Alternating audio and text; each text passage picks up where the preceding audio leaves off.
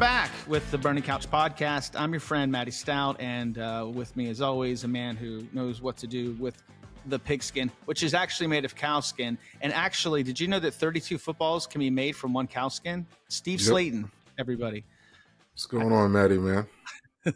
I don't know. I just heard that fact today, and I was like, oh yeah. I need to know. 32 come from one. Coming up on the show, we're going to talk, of course, about the Pitt game, and we're going to recap some of the other games that went on, and we've got a game. We have no guest today. Owen Schmidt was supposed to be our guest, but he he's sick, and he took something for when he was sick, and he woke up this morning and forgot to do the show. So we'll have him on next week. That happens. Mm-hmm. Hey, I wanted to start off because we haven't talked since the Pat McAfee show went to West Virginia. Now I want to make sure people know that you were. I had people going, why wasn't Steve invited? So Steve was invited, correct? But you just had some technical difficulties on your side. You couldn't get there. Yeah.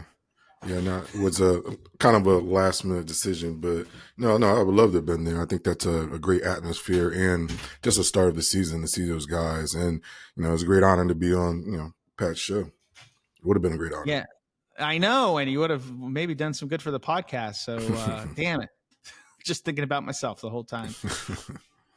But that was basically a 60-minute infomercial for WVU, man. It was cool. Did you get to watch it? Yeah, I definitely get to watch it. I do enjoy seeing Pat, but he's just even just having the W guys besides Pac-Man, Owen, and Pat making an appearance is special. Yeah, it was good to see Owen, and good to see our friend Pat White, who hasn't been on the show in a long time. Man, we got to make that happen. But Pat's been is Pat still coaching for the Chargers? No, he's currently training. He's currently training young QBs right now. Okay, we got to get Pat back on sometime. You can text him because I don't know if I think I might have the wrong text number now. I think I got the other number because I'm not getting any responses from my text. So make it happen, Steve Slaton. Try my best. Okay. So some highlights from that thing for me. One was Deuce McBride making that shot, which was.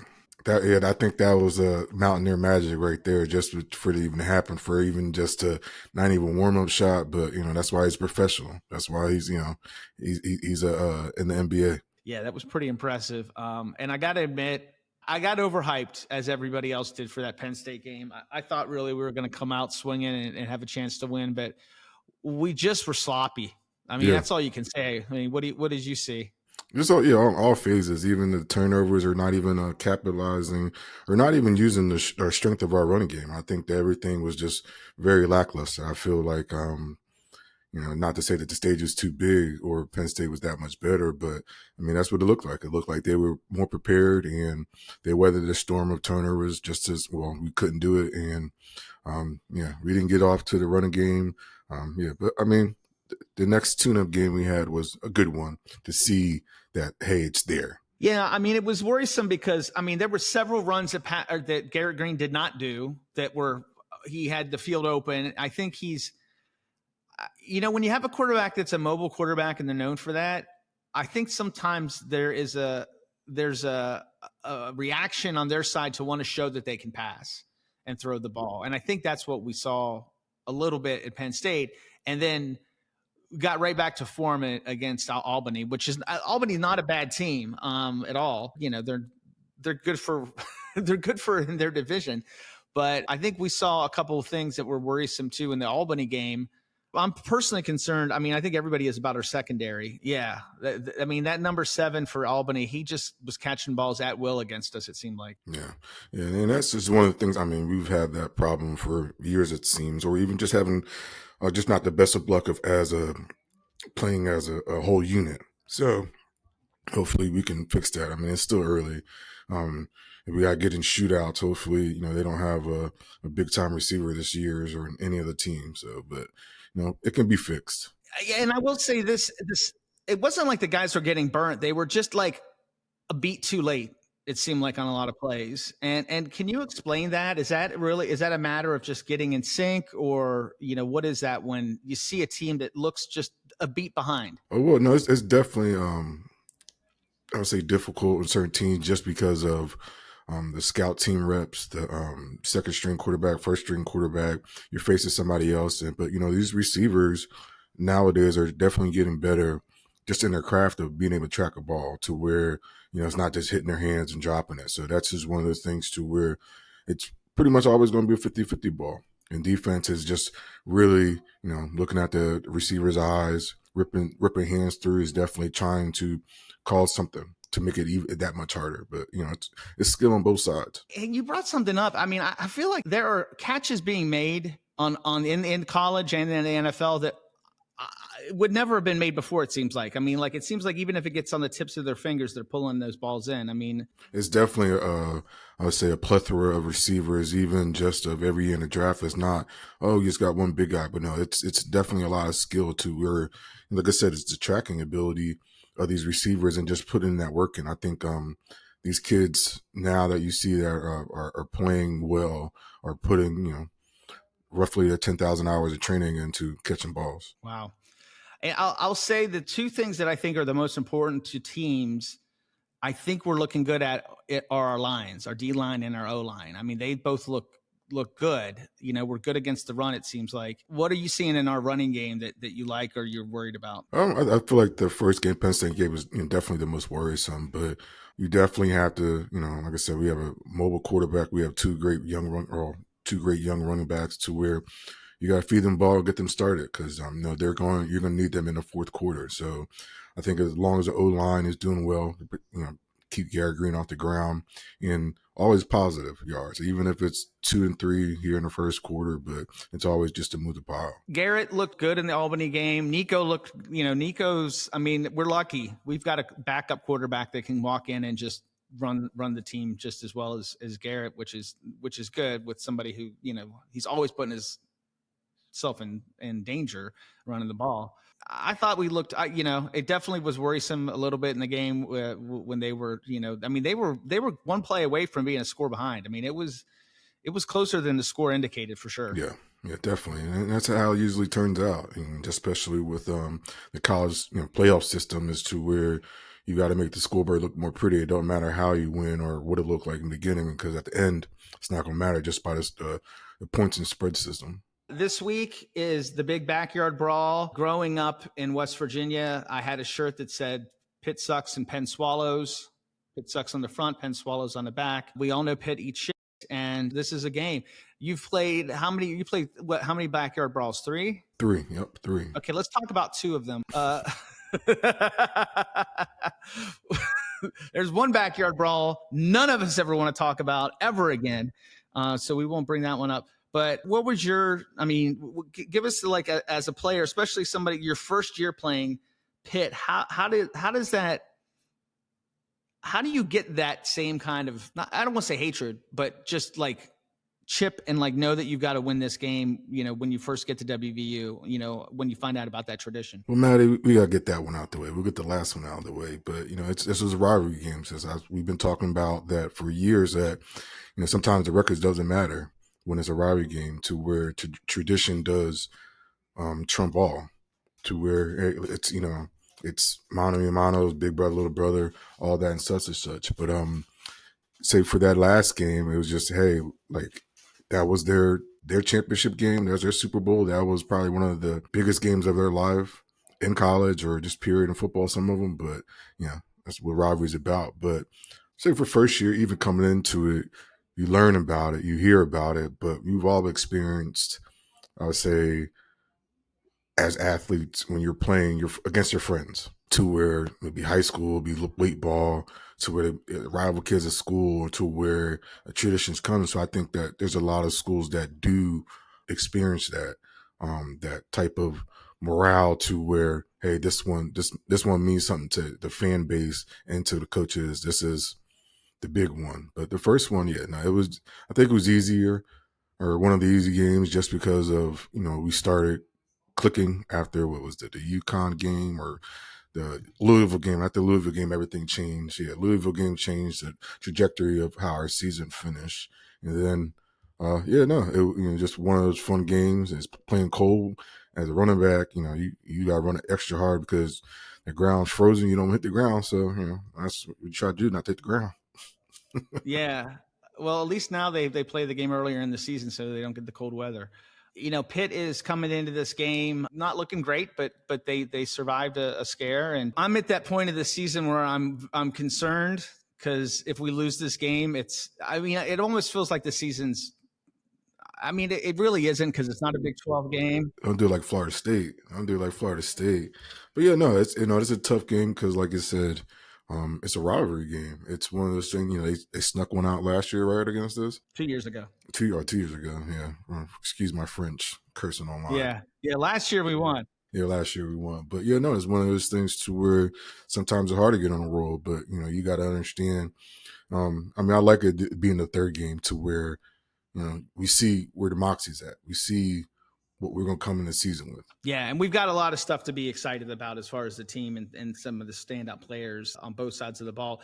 But so I'm. What are you doing for the game? Are you just watching at home? Yeah, probably watch it at home, or usually like I always do to be my own. I don't need to be around nobody else and up and down. No, I'm not doing a roller coaster. I'll deal by myself. I kind of hate watching the game with people, but I'm part of the alumni association here and now in the Bay Area in San Francisco. So I volunteer to, I need to be at the watch parties. It's fun to watch with people. It really is. Like there is something exciting about watching with people, but at the same time, I just want people to shut the up and I want to hear the game. So like, I don't like it if I'm at a bar and like the sound's low or, or somebody's trying to talk to me during the game, Yeah, understandable. Don't chat with me during any play of the game. I'm paying attention to the game. But I do find that a lot of West Virginia fans are similar. So like you can always, people get the vibe like, okay, just off. Like, all right, listen, wait, ain't time to talk. You're gonna miss something. I don't need to miss it. Yeah. So yeah, no. I enjoy watching by myself. And I've got my little patch in the carpet where I pace. I pace a lot. Basketball is the one that really makes me pace a lot. I can only imagine. Yeah, I'm always pacing back and forth during basketball games. Football, I fret, I guess, mostly. It's not comfortable being a West Virginia fan, that's for sure. There's never a game where we feel like, even Albany, I was like nervous before. I was like, fuck, I hope we don't fuck this up. And, you watch somebody like Florida State, like, look at that. Talk about a team imploding. Jesus. Yeah. I think that's the part of being a fan. Like you're gonna have your seasons of just hot, cold, lukewarm, tough games, but that's the thrill of why you enjoy the big wins, the close wins, and those close wins that come like that become the most memorable. So it's like, oh yeah, you spanked somebody, but like that hard grit fought to the last down the wire. That's that roller coaster of emotion, that endorphins, that's the biggest thing about being a fan. I think I would say. Yeah, and as a fan, as we saw last year with Houston, I never feel like the game's over. Mm-hmm. Like I'll never forget last year when Garrett Green scored that touchdown. He started running around like we'd won the game. I'm like, we're done. Back in my mind, I'm like, we're done. We're not going to win now. We got too excited. Mm-hmm. I have a lot of traditions. So hey, tomorrow I'm going to be repping. I'm wearing this shirt today. If you don't know what this is and you're not watching on YouTube, I'm wearing a WVU soccer jersey. Number 1 team in the GD country. Pretty damn cool. Yeah, that's cool. That's great to see our program just overall with just men's basketball, women's basketball, baseball, hockey, even hockey, and soccer, just earning that spot to where now you're the big dogs in the world. Now you're going to be the hunted. Everybody's going to want a little piece of you.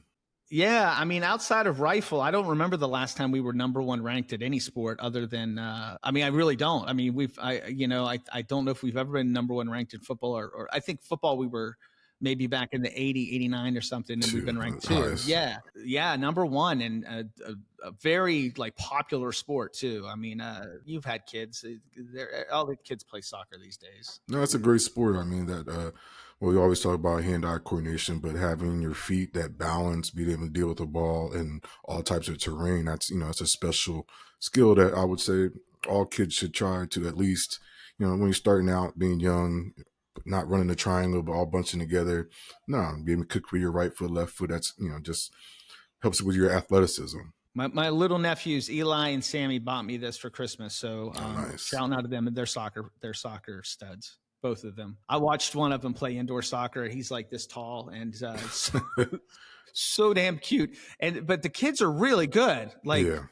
I'm just like, I couldn't do any of that shit when I was 6, 7, 8, 9 years old. I mean, geez. Yeah, no, I mean that's the like I said, we spoke about football receivers catching DBs, but that's the beautifulness of the evolution of sports to where YouTube, these kids can go out there and just watch YouTube and teach themselves.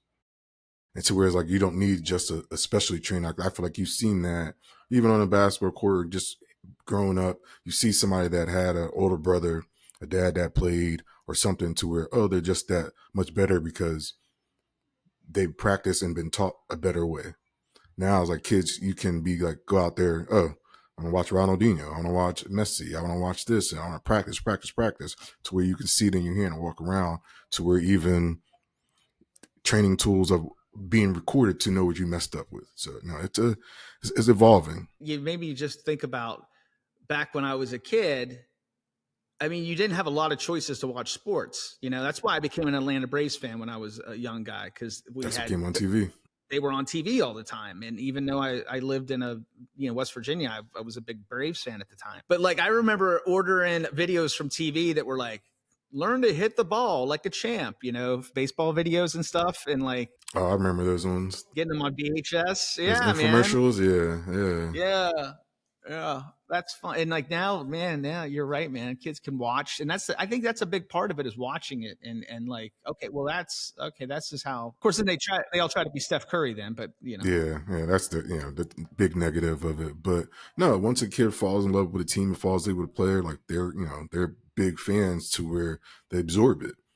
That's all they watch, those highlights. And you can see it now, definitely now in sports, to kids are evolving. Well, we're going to play our game here. We don't have a guest, but I have the game.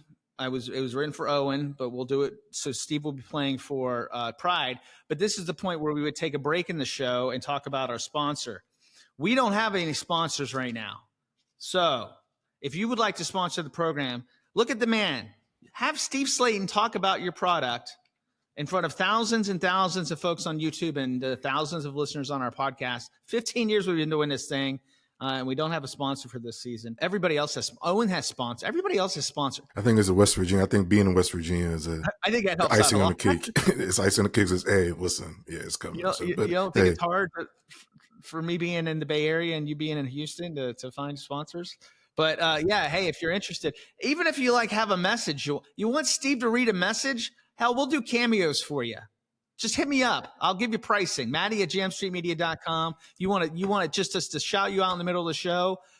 We'll shout your name out for a small fee, just enough to pay our producer. That's all we need. All right. So there's your plea for a sponsorship. All right, let's do it. Player star time. Steve Slaton, you're playing for Pride today. You're playing for Pride. You always play for Pride.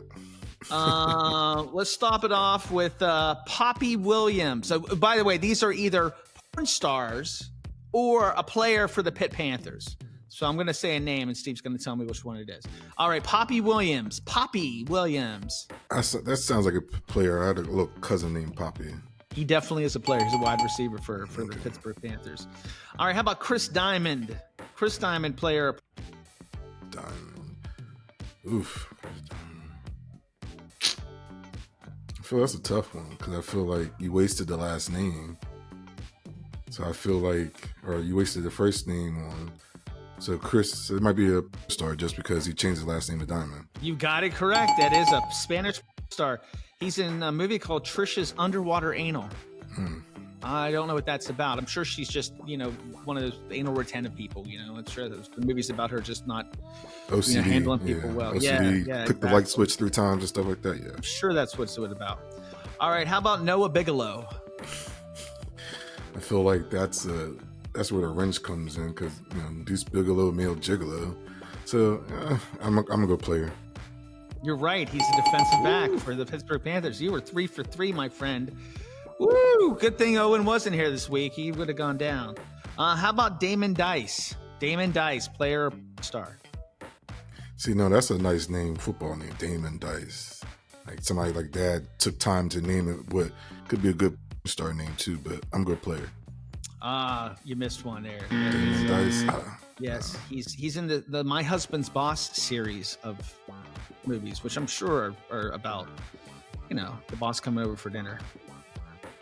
And then finally, B.J. Williams. B.J. Williams. This is one of the most perfect player star names because it could go either way. B.J. Williams. I'm a good player. He is a player. He's an offensive lineman for the Pittsburgh Panthers. How about one more for bonus? Tyree. Tyree. Ooh, Tyree. That sounds like a nickname, though, not like a Tyree. Player. It is a player, offensive lineman. Good job. 5 out of 6, Steve Slaton. Nice job. Well, I was using logic. Yeah, I know. I'm gonna have to step my game up a little bit. If you're starting to figure these out this well, I'm gonna. All right. Hey, yeah, all you Mountaineer fans out there. Instagram, Mr. Slaton. Twitter, X, whatever you may have it, Steve23 Slaton. All right. Hey, you can reach me, Matty Staudt, MattyStaudt, at Matty Staudt on all social media platforms. And again, if you're interested in sponsoring the show or you want to pay to have us do a message for you, we'll do it for you. Just email me, Matty@jamstreetmedia.com. All right. That's all you need to do. And you can personally sponsor an episode of the show. And I'll tell you how, and it's not going to be all that much money at all. Just a small contribution to help us keep it running.